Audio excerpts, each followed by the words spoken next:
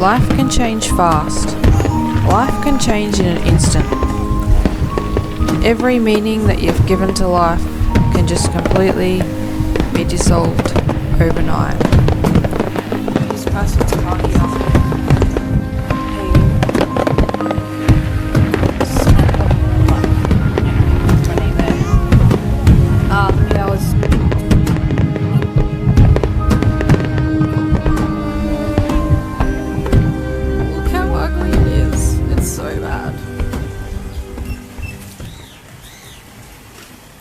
I just think that looks so bad. I've literally done like a full circle in life. Like when I come to Cairns, I used to spend a lot of time in this park here. Still got like all the stuff set up in the car. Not the way it used to be. It doesn't look the way it used to be. Most of the stuff's come out, but the bed's still there, the kitchen's there. And I put the fridge in while I had no power. But yeah, I'm literally back to where I started in the beginning, and I actually live with the people that I lived with before I found the current property that I was living in. I am once again very lucky to be residing with this couple, as they're like very positive, happy people with great energy, and they just laugh all the time. So it's a really joyful environment to be around. I just wanted to say thank you to you guys. You've become like another community of people that I feel like are supporting me. All the comments are like very positive and supportive, and I thank you so much everyone for writing a positive comment. And if you don't like what I have to say, you've just left me alone. So thank you very much for that. And do try to talk as little as possible, because I don't like talking in front of the camera on film. So I try to just say the most important things possible. But I just thought today, I was like, oh, I should just make myself a little bubble. So from now on, I'm going to just try and be a little bubble in the screen, and then I'll have other footage that will be more interesting than my face. I believe that everything happens for a reason, and I'm hoping that this new direction in life takes me somewhere unimaginable. I try to keep my hope high and my sadness at bay. Like life felt right. It resonated with me. It felt like I was supposed to be there, and there was no inner feeling like I was supposed to leave, like I'd signed a new lease and everything like that. So I don't have any regrets, or think that I didn't like that I ignored my intuition in that regard. I feel like I was at the right place at the right time, that life has unfolded the way it is supposed to, even though it's not how I planned it or wanted it to be. It has been, this last month has been obviously a roller coaster. And one person did comment on my video saying that, that's life, and that, tragedies happen and it's a part of life, and anything can happen to anyone, anywhere. And he's absolutely right. And now it's just about becoming a person that can navigate life with this new, frame of mind. It's been a reality check, When I used to sightsee Cairns, I used to go to different places than I do now. At the moment, I'm just like going to all the places that were relevant during the flood, like Myola, Barron Falls, everything to do with the Barron Falls, really. There's a lot of stuff about the local land that I was completely unaware of. So I'll bring you along with me, and I'll show you the Barron River mouth, Barron River Falls, Myola, which is where the plotting graph is up in Kuranda. I'm on the way to go and see the mouth of the Barron River, because I've actually never seen it before, because I mistaken a little creek near Holloways and Machans to be the mouth of the Barron River, which I've learned that that's not it. And I've discovered a whole section of Machans Beach I didn't even know existed. I didn't know there was this road or houses along it.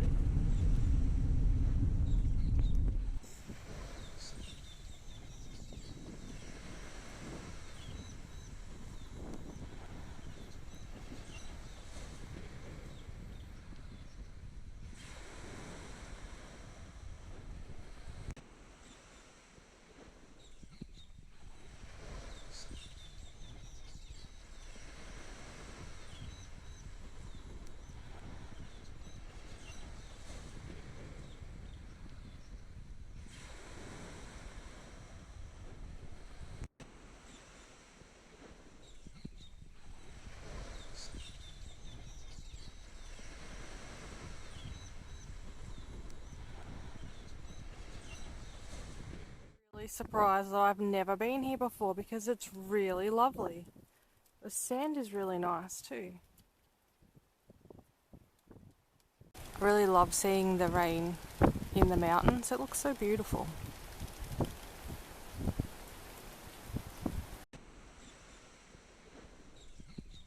This is the area that I thought was the mouth of the Barron River.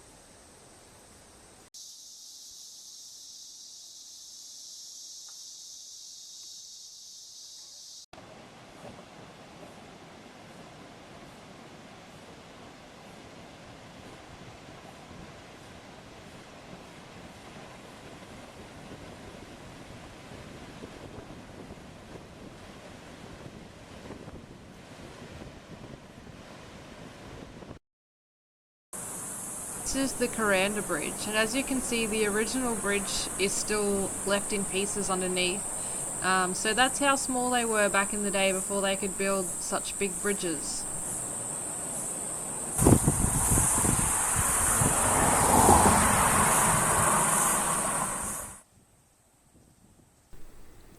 On the night before the flood happened, this was the graphs that I was looking at to try and get an indication as to what was happening. At roughly 6 AM that graph still kept rising to level 12, which bet the 1977 record, which there was no announcement that was made, and it peaked at 14.8 meters. And the bridge height is 5.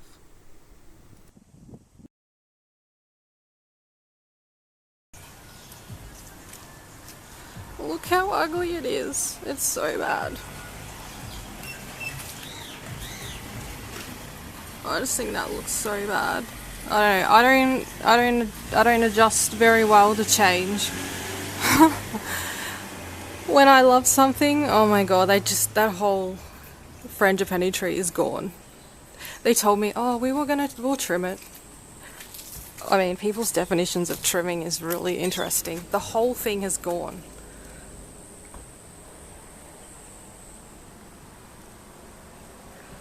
So ugly.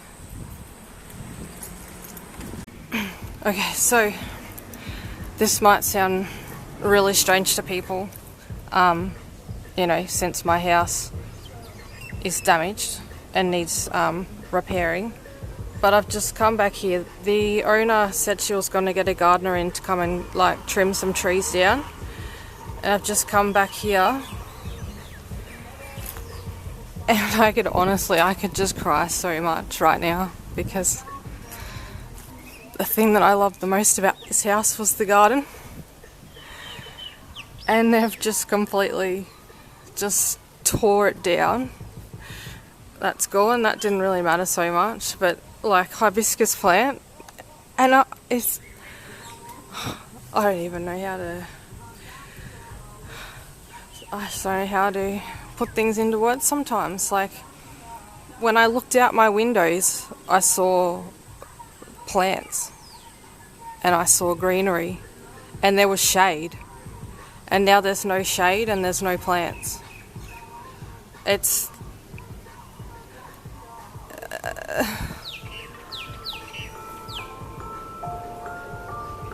I was worried that they were going to take this part away, which is the privacy, and I'll add my stuff back there to keep the dog in.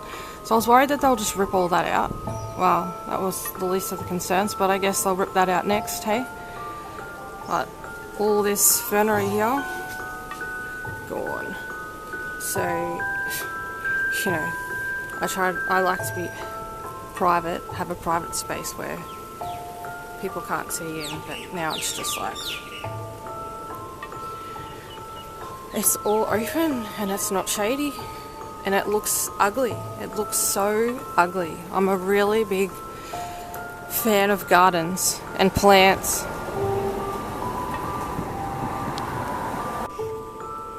So in the back here, I let that vine grow along the fence and sort of tried to maintain it so it was neat. But I did that, so when I look outside in my backyard, I'm not just staring at a fence. It like made it like, to me, infinity. You looked out and it was just greenery, and it just made it look like you weren't in a box, you know? No, I know people live in small little backyards with no gardens, but that's not me. I'm a nature person. Oh, this kills me. When I looked out the windows, you know, I look out this one, I'd be like, beautiful plants. I mean, my definition of beautiful, it's better than looking out and seeing a freaking fence and having people being able to see into your yard. Oh, God. I mean, if they were like, yeah, we're gonna put new plants in, you know, that would make me happy, but I'm really feeling like this is not what's gonna be happening. There was that whole frangipani tree up there, that all just covered along there. Oh man. This is shattering, really shattering to me.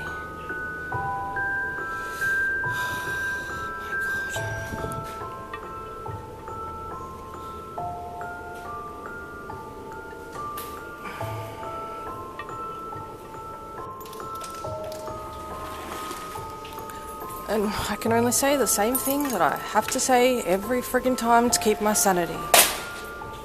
It doesn't matter, it's okay, whatever, it doesn't matter.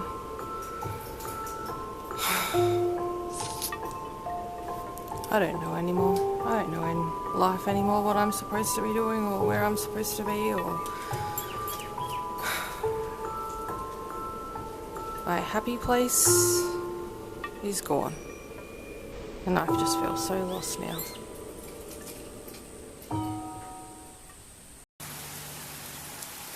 It just rained all night. It hasn't stopped. Shortly after Cairns experienced flooding, Victoria then experienced flooding. This is about 2 days old now. However, this is the app they use, Vic Emergency app, and it outlines exactly what areas should be expecting flooding and what people should be doing. So yellow is like watch, orange is act, and then they had red, it's gone now, but Seymour was evacuated, and then they also tell you when you are no longer able to evacuate due to roads being closed off. The thing that I noticed about this flood was that, you know, it was on the news ahead of time saying, hey, look, you know, the river's filling up, it's filling up fast and the water's coming this way and we need to prepare for flooding. They also, if you type in flood emergency event, you'll get this website here, which has got flood and storm emergency plan, which is a PDF, 132 pages long, and it tells you exactly who's going to be doing what when a flood occurs. It says who's going to be evacuating vulnerable people, tells you what the role of, like, say, BOM is, you know, the CFA. Everyone knows what they're supposed to be doing when a flood's happening. You know, community information and warning, let people know. How are they going to let them know? What should they be doing? Yeah, it's very well set out. And then my favorite part of this document is here they tell you like typical flood rise, recession and peak travel times. So you know once a flood has been alerted, like, hey, okay, if you live in this area, you've got 1 to 3 hours, and here 6 hours until it peaks. So it gives people enough time to prepare for floods. Because, you know, water doesn't just come out of nowhere. It is coming from somewhere. And then Maryborough, Queensland, near Hervey Bay in the Fraser Coast region, they also experience flooding too. And here, you just type in flood event and you can easily find this. And it has this document here, which is 36 pages long, and it says, you know, are you prepared for a flood? and it lets you know at what level the water is where you can experience flooding. So if it's at 6 meters, this area is going to experience flooding. If it's 7 meters, so you can know exactly whether or not when you should be like concerned that you're in a flood zone. Also, the council get out there and they build this levee. Now, I was here, they experienced 2 flood events while I was there. And the first time they built this levee here, which I didn't quite understand how it was going to work, and it didn't work the first time because apparently they didn't block the drains and the water came up the drains. But what happens is when the river breaks its banks over here, it fills up in here and it diverts the water away, so it saves the rest of the town. So again, ahead of time, people are going, oh hey, you know, water's like coming down. Um, the catchment area is catching enough water that it's going to come down into Maryborough and flood essentially. And then if you type in flood emergency for Cairns, I really can't find much. I have contacted council to say, hey, where is your like flood emergency plan? And I was like, you know, I'm not talking about these little pamphlets where they're like, oh, what to have in your household kit and, you know, what's your emergency plan. I want to actually see what their flood plan is. So it says if water levels are expected to impact homes or cause areas to be isolated, residents may be advised to take protective measures such as sandbagging or to evacuate. Be aware that if flash flooding is expected or river levels rise very quickly, you may be advised to take action or evacuate with little warning, or in this case, none. So in 1995, they actually installed a Barron alert system, a river flood warning system that it should alert, like it sends updated reports frequently that it's reporting the changes in heights in the river, and it's sent to the base station computer in Cairns Regional Council office, and it collects the data, and it has software that displays it in graphs and tabular form, and the data can be put into hydraulic models to assist in formulating river heights and predictions. And I guess that's where like Victoria has like they can tell people ahead of time, yeah, like there's a flood coming, so let's all get ready. So I don't know where these people were and what they were doing when this flood alert system was going off, and when like what were the hydraulic models doing, because they do have hydraulic models that do say what to expect, where the water should be expected to go. So I have emailed council to get some answers just to try and understand exactly what their flood plan is, and how all this stuff works and how it worked that day or didn't work.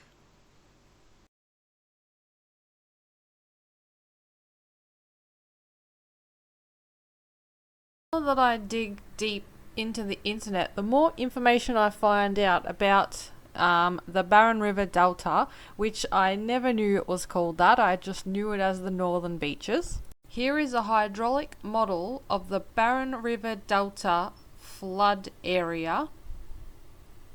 In 1976 to like 1980, they actually did a study investigating the Barron River Delta and its stability and its likelihood of future flooding.